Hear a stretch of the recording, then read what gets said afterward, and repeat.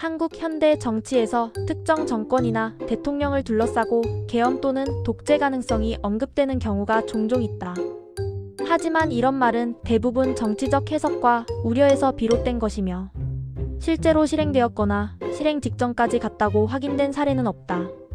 한국 헌법은 매우 강한 민주적 통제 장치를 가지고 있으며 대통령이 혼자 의지를 갖는다고 해서 계엄이 선포되거나 독재 체제가 성립하는 구조가 아니다. 이 글에서는 윤석열 전 대통령에 대한 정치적 논란을 직접 단정하지 않고 왜 이런 주장이 등장했는지, 그리고 한국의 체계상 이런 상황이 실제로 가능한지 사실을 중심으로 설명한다. 첫째, 한국 헌법에서 계엄이란 무엇인가? 계엄은 국가의 통치 기능이 정상적으로 작동할 수 없을 정도의 위기 상황에서 국가 질서를 유지하기 위해 군이 일정 부분 치안 기능을 대신하게 하는 제도이다. 한국 헌법은 전쟁, 내란 또는 이에 준하는 국가 비상 상황에서 계엄 선포가 가능하도록 규정하고 있다. 계엄에는 두 종류가 있다. 하나는 비상계엄으로 군이 치안과 일부 행정 기능을 맡는 형태이고, 다른 하나는 경계계엄으로 군 병력이 치안 보조 역할을 하는 수준이다. 이 제도는 헌법으로 규정되어 있으며 계엄의 본질은 국가 기능을 지키기 위한 최후의 수단이지 정권 유지나 정치적 목적을 위한 수단이 아니다.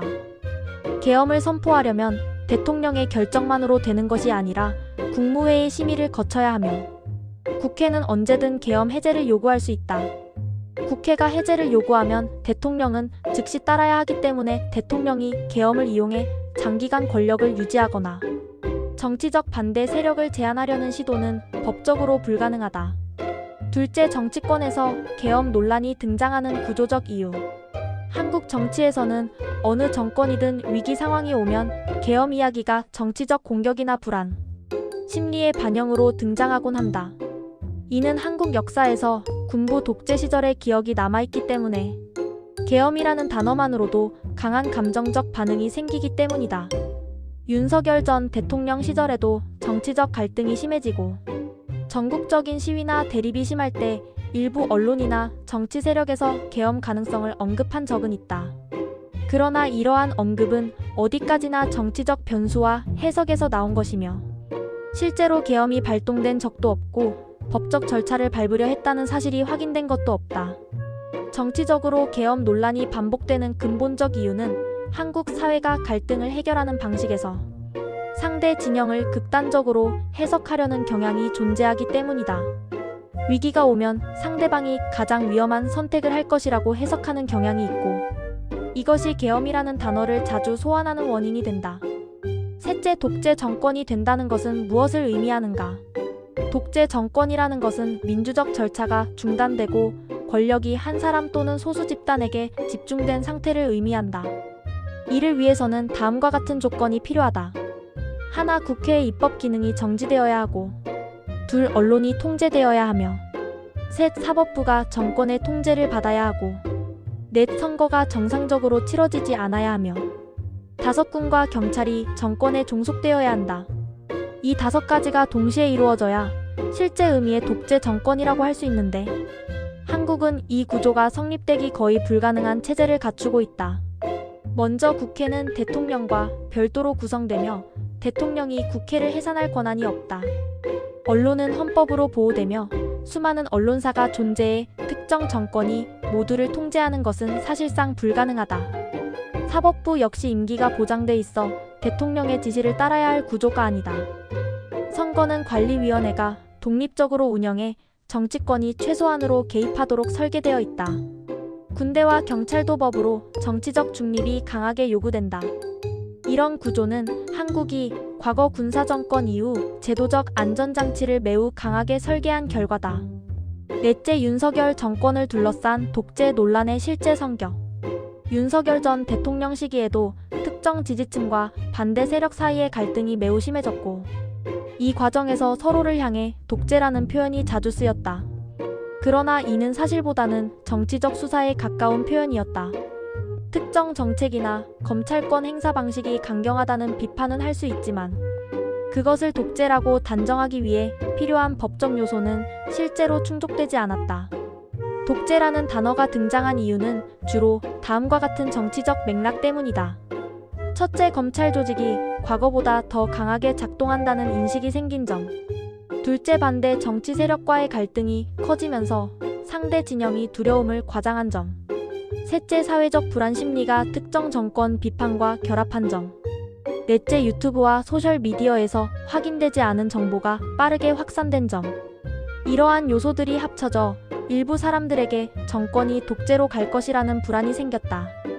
그러나 제도적 현실을 따져보면 실제 독재로 이어질 조건은 갖춰지지 않았다.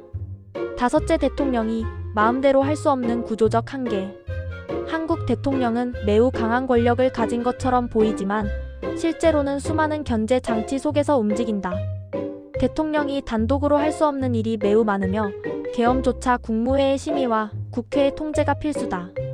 독재 체제로 가려면 군대를 장악해야 하지만 한국 군대는 법적으로 정치 개입이 금지되어 있고 이를 위반하면 군 스스로도 심각한 처벌을 받게 된다. 또한 한국 사회는 시민단체, 언론, 온라인 커뮤니티 등 감시가 강하게 이루어지고 있어 은밀하게 조치를 취하는 것 자체가 불가능하다. 민주주의가 오래된 국가일수록 정권이 독단적 결정을 내릴 수 없는데 한국 역시 이 범주에 속한다. 여섯째, 계엄이 실제로 발동될 수 있는 상황. 헌법이 인정하는 계엄은 실제로 매우 제한된 조건에서만 가능하다. 전쟁 상황. 국가 전체가 기능을 유지할 수 없는 대규모 재난. 치안이 붕괴될 정도의 국가적 혼란. 행정부와 사법부가 마비될 정도의 내란. 이 네 가지 정도가 충족되어야 한다. 단순한 시위나 정치적 갈등은 계엄의 조건에 해당하지 않는다.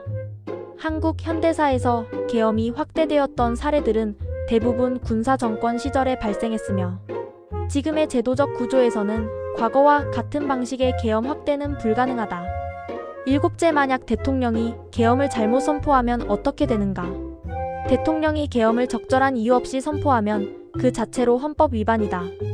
이런 경우 국회는 즉시 탄핵 절차를 진행할 수 있다.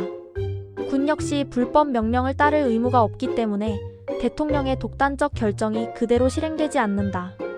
즉 대통령이 권력을 사적으로 행사하려 한다면 오히려 그 순간 권력을 잃게 되는 구조다.